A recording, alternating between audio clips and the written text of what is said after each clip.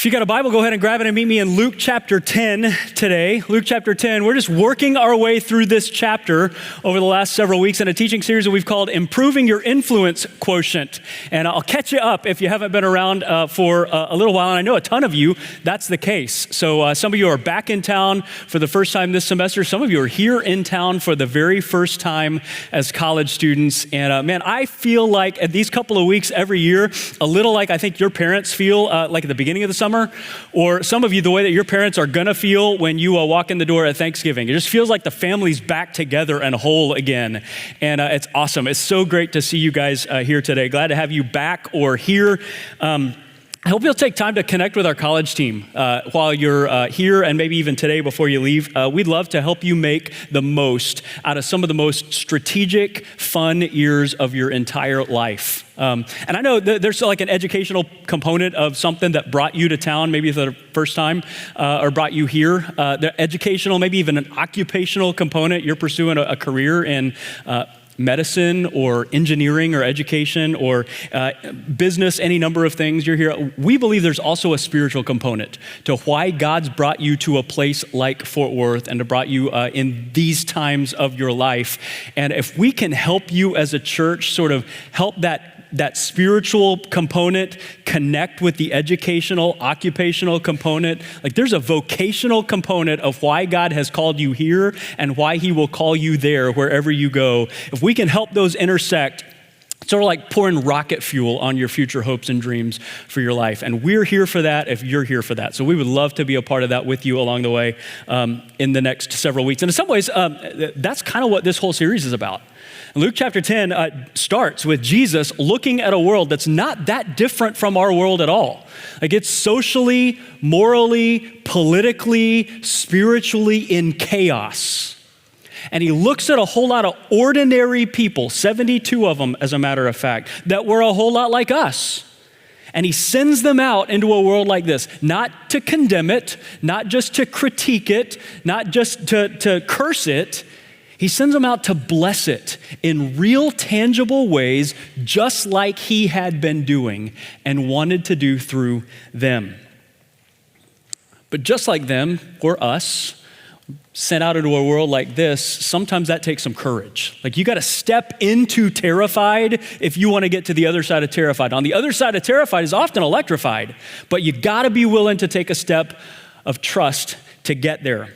And ultimately, it means we've got to be rescued from the chaos before we can ever bring influence to the chaos. That's kind of where we were last week, those of you that were here for this. Jesus told a story in Luke 10 that probably you've heard before. The story that's in response to a really good question from, it turns out, a really good guy.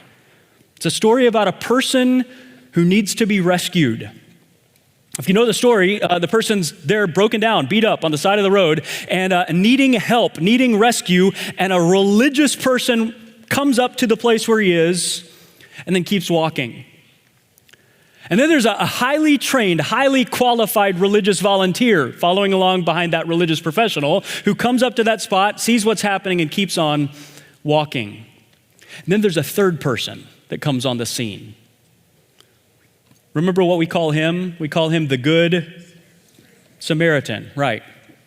We hit on this last week. There's a huge plot twist in the story. Because a lot of us, we hear the story of the Good Samaritan, we think Jesus' primary point in the Good Samaritan is to tell all of us, from here we ought to go out and try to be the Good Samaritan. But what we saw last week is if that's all we take away from this story, we're going to end up no better than the good guy that gets really bad news in this story. Because we haven't been the Good Samaritan. I mean, the truth is, a whole lot of us, if we're really honest, we don't want to be the Good Samaritan. So deep down, we know that the primary point that Jesus is trying to make in this story is true. The primary point that Jesus wants us all to recognize is even the Good Samaritan is too good for you and too good for me. When you read this story for the first time, you're not supposed to come away from it resolved to go out and try to be a rescuer. You're supposed to come away from it realizing that you need to be rescued. Let me say that again. When you first come to this story and walk away from it, you're not supposed to walk away primarily resolved to go out and try to be a good rescuer. You're supposed to come away realizing that you need rescue. Jesus is the Good Samaritan in the story.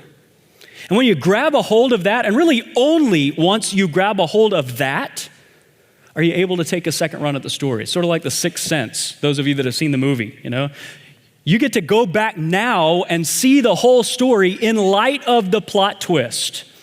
And it has another layer, and I want to show it today. At the very end of the story, Jesus tells this good religious guy and all of the ordinary people like us that are gathered around hearing the story, who have just realized the good religious guy in the story wasn't good enough.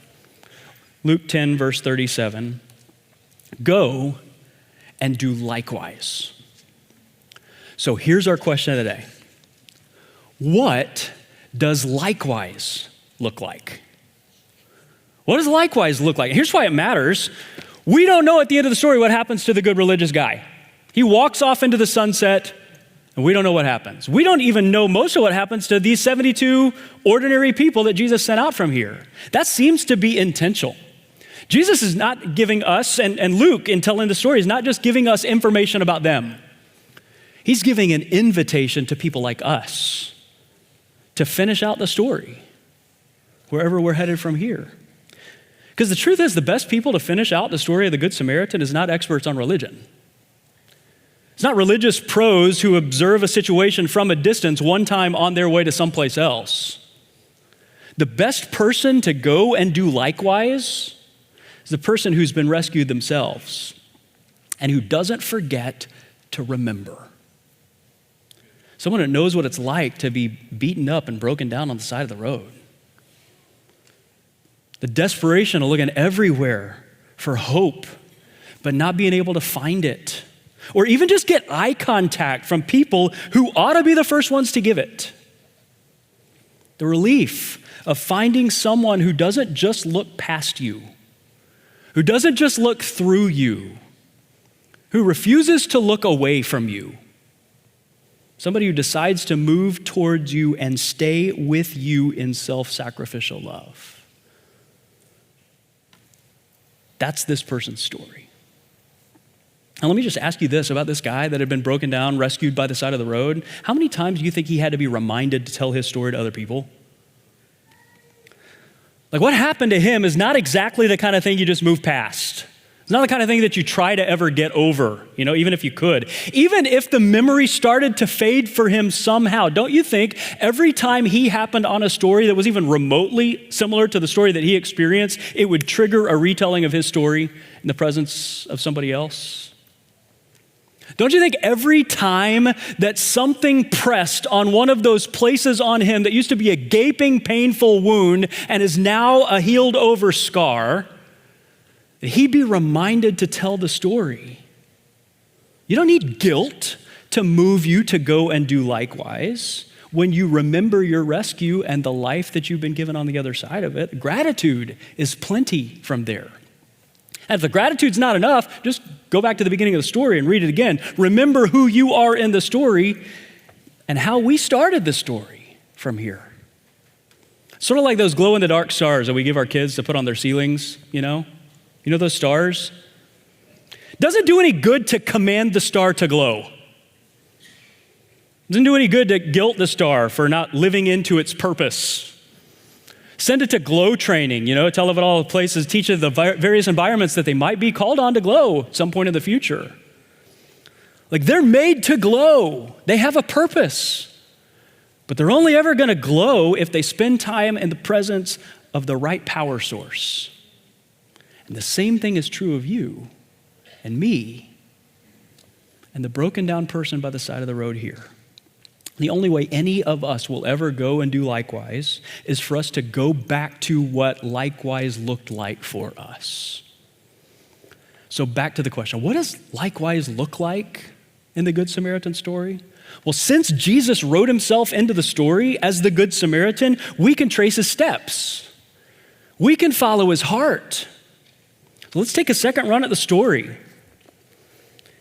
As we see how he loves this person that's broken down by the side of the road, as we remember how he loved us, I want you to listen for three things.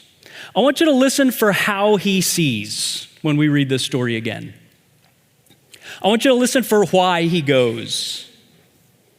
And I want you to pay attention to what he does as we prepare to go and do likewise from here. Luke chapter 10, verse 30.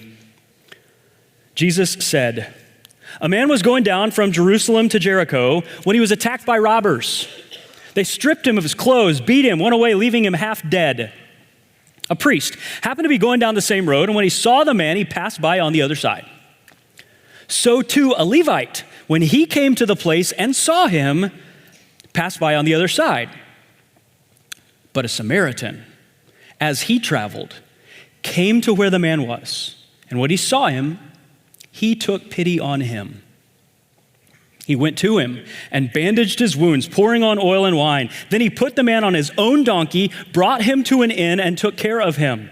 The next day he took out 2 denarii and gave them to the innkeeper. 'Look after him,' he said, 'and when I return, I will reimburse you for any extra expense you may have.'" Which of these 3 do you think was a neighbor to the man who fell into the hands of the robbers? The expert in the law replied, "The one who did mercy on him." So Jesus told him, "Go and do likewise." We said that last week. You notice the perspective shift in the question as the story goes on. The religious guy comes to Jesus and he asks a question: who's my neighbor?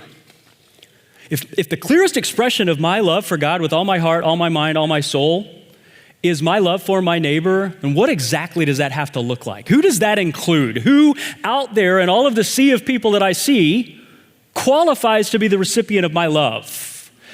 So you just see him kind of looking at the people that he sees and going, what are that person? Are they a neighbor? What about them? Is that a neighbor? That category of people over there. Like, I don't like them, they don't like me, and I'm not like them at all. Are they a neighbor? Jesus says, that's a good question. Keep asking that question, but keep asking it all the way till you stand in front of a mirror and ask that question as you point towards yourself. Is that a neighbor? Because that gets to the heart of the issue. In Jesus' mind, a neighbor is anyone near you who needs you.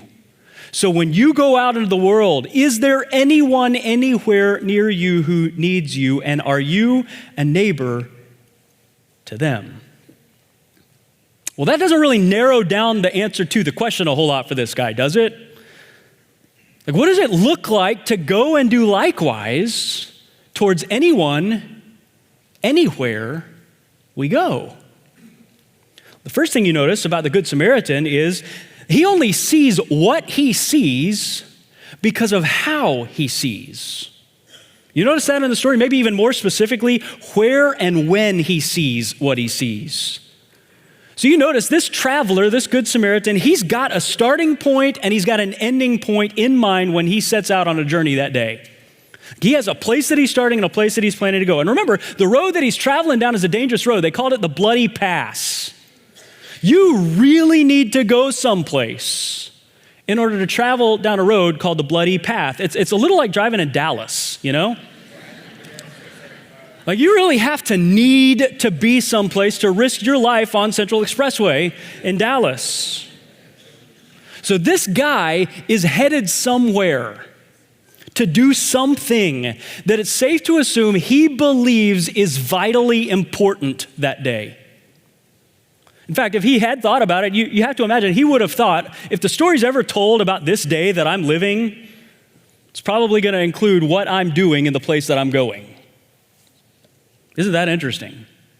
Like, on our side of the story, a couple of thousand years later, we know about as much about his donkey as we do about his intended destination. Turns out that's not the most important to the story that day. Pay attention to this. Divine invitations often come disguised as interruptions. Just because something doesn't show up on your daily planner doesn't mean that it's not a part of God's plan for you for that day. Because divine invitations often come disguised as interruptions. Remember Jesus' Great Commission to his disciples? It starts that way, doesn't it? As you are going, make disciples. In fact, if you just read through the Gospels and you look at Jesus' life, you'll be shocked at how many of your favorite stories all have this in common. It's true about the woman at the well in John 4. It's true about the little girl that was raised from the dead. True of the blind men that Jesus sees, Zacchaeus, raising Lazarus from the dead. I mean, this conversation with this expert in the law that launches into one of Jesus' most famous stories, all of those stories take place as out-of-the-way interruptions. Jesus is on his way someplace else. I bet if you have a rescue story, I bet when you look back at your own rescue story, you find something similar. I mean, you didn't send Jesus a meeting invite 6 months before you were going to meet him for the first time, like with a reminder that would ding to remind him 15 minutes before to show up because you were ready to meet him. Now, my guess is Jesus showed up and met you along the way. I bet if you got a story of a person who went and did likewise towards you and helping you to see who Jesus is and what he's like, it's the same thing. Like mine was with my mom in the middle of the night. I assume my mom in the middle of the night had some other things that she was planning to do, like namely be asleep. But there was an out-of-the-way opportunity on the way that led to me meeting Jesus for the very first time. Someone just like this Good Samaritan went out of their way, along their way, to be a part of your rescue when they were headed someplace else. So, no guilt. That's a question. Who are the people along your way today that Jesus might be sending you to notice just like this? Is it somebody in your neighborhood? Is somebody in your office? Somebody at the restaurant where you go after this? Somebody in your house? Somebody in your residence hall? If somebody near you had a physical or spiritual need that you were equipped to meet, how long would it honestly take for you to notice them? For the Good Samaritan, intention and attention weren't just reserved for a destination. That's part of what likewise looks like. It starts with how he looks as he's going. He takes the time to notice someone that everybody else just saw. We hit it last week. There's so much that he doesn't know about this person, but that he refuses to assume along the way. Like he doesn't know if the wounded traveler fits his criteria of people that look like him and like him that he would like if he met them. He doesn't know if the wounded traveler's guilty or innocent. Doesn't know if he's alive or dead. But he doesn't assume that there's nothing somebody like him could do. That he'd only make it worse if he got involved. He could have assumed if he'd just rescued the guy and met some immediate needs that the guy would probably go out and do something bad. He could have assumed a lot of things. And look, some of those assumptions might have turned out to be true. But the point is, he knew he would never know if he didn't get close enough to look closer than anyone else was looking. Do you see how he sees? The second thing you see in this verse, you see why he goes.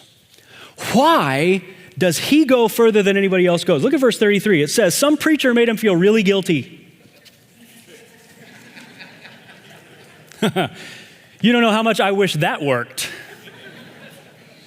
Why did he go? Verse 33, he took pity on him. He didn't go because of something outside him or someone outside of him. He took pity. It came from inside of him. And pity might not be the very best translation of this word into English from Greek for us. When we think pity, we sort of think of patting somebody on the head, sort of the emotional equivalent of bless his heart. That's not this Greek word. This Greek word is an onomatopoeia. Remember onomatopoeia, middle school English? It's a word that sounds like what it describes, like zap or zoom, cough. This Greek word is splanknon. You want to practice it? You can practice it. Splanknon. Can you say it? Yeah, you sort of need a barf bag in front of you to say it the right way, don't you? Because that's exactly what the word means. Like, you know that feeling you get when you watch a car accident happening in slow motion in front of you? You know the phone rings in the middle of the night, that thing that you feel in your gut? That's it, splanknon. You don't just see it with your eyes. You don't just hear it with your ears. You feel it in your gut. That's a pretty Jesus-y feeling, it turns out. In fact, there's a place in Matthew 9. Jesus looks out, he sees a whole crowd of people milling around. And he sees that they're like sheep without a shepherd. Matthew says this was his response. It's a response of somebody that sees something unfolding, somebody that knows what's at stake for the people that are involved if someone doesn't intervene in the story. What was it that allowed that compassion to well up in the gut of the Good Samaritan? Well, remember the whole context of the story? Samaritans spent their whole life cast aside and left for dead by everybody else. It's the whole tension for the religious guy who's hearing Jesus tell the story. One of the primary reasons that the priest and the Levite passed on by this guy is that they were afraid if they got too close to him, they would discover that he was a Samaritan. Who's the absolute best person in the world to feel that or to have that kind of compassion well up in their gut? It's the person who remembers what was unfolding and where it would have gone for them if someone hadn't intervened on their behalf. Look, the Samaritan, he didn't have to get beat up by the same robbers on the same road in the exact same way in order to relate to a man needing rescue. He just needed a heart that refused to ever forget his own story so that compassion became his heart's natural reflex.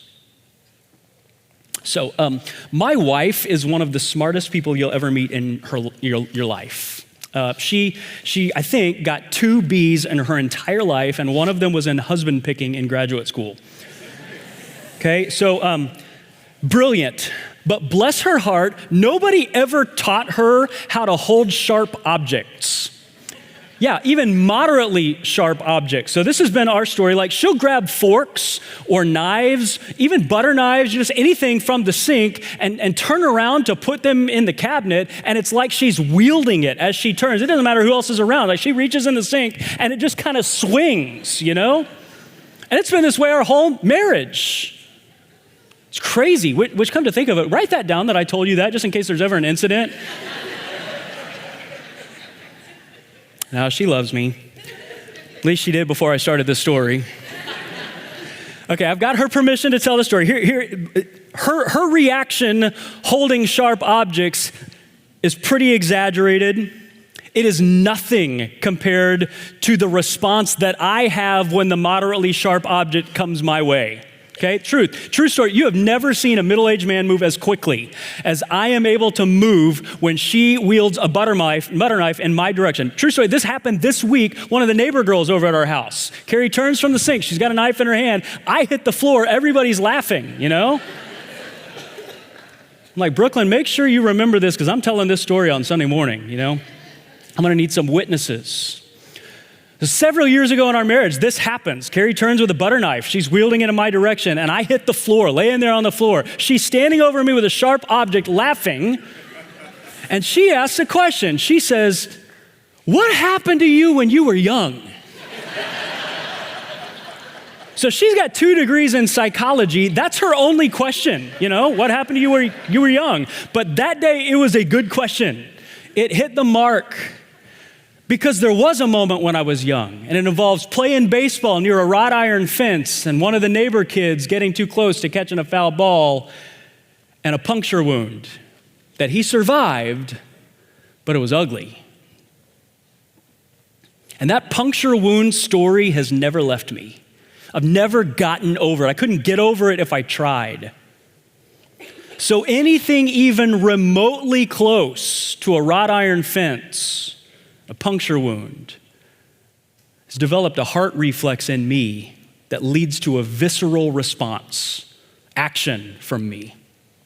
Even something as unrelated as wrought iron fences to butter knives. Okay, so think of this. The promise about Jesus back in the book of Isaiah is that he would be acquainted with our grief. Why didn't he just choose to pass by on the other side of you? Because he's chosen to come close so that he could feel the hurt of our humanity. To the point of dying naked, alone, mocked on a cross.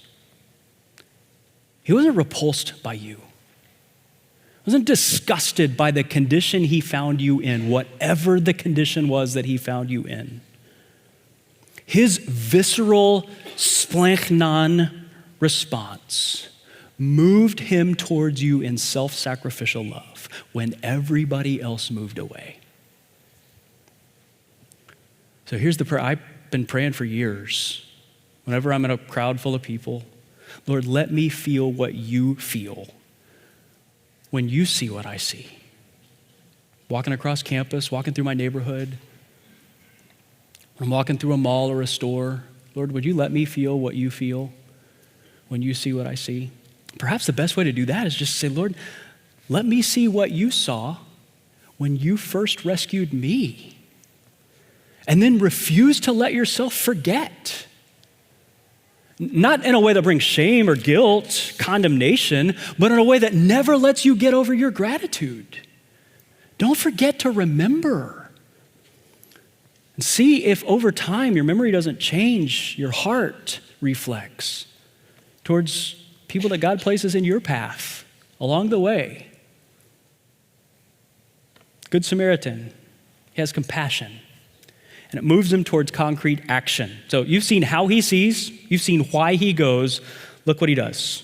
Verses 34, 35 says he went to him and bandaged his wounds, pouring on oil and wine. Then he put the man on his own donkey, brought him to an inn, and took care of him.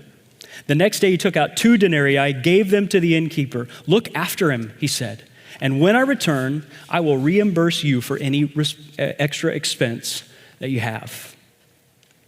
What did the Samaritan do? Well, he doesn't make an assessment of guilt. He doesn't give him a lecture, with PowerPoint slides about better ways to travel in the future. He doesn't kick him while he's down. He doesn't lead with, how'd you get here? What'd you do? He starts with, what do you need? How can I help? He meets the immediate need. Even at some level of personal sacrifice, yeah? And this guy has medical needs, he has physical needs, he has transportation needs, he has financial needs, and the Samaritan doesn't ignore those.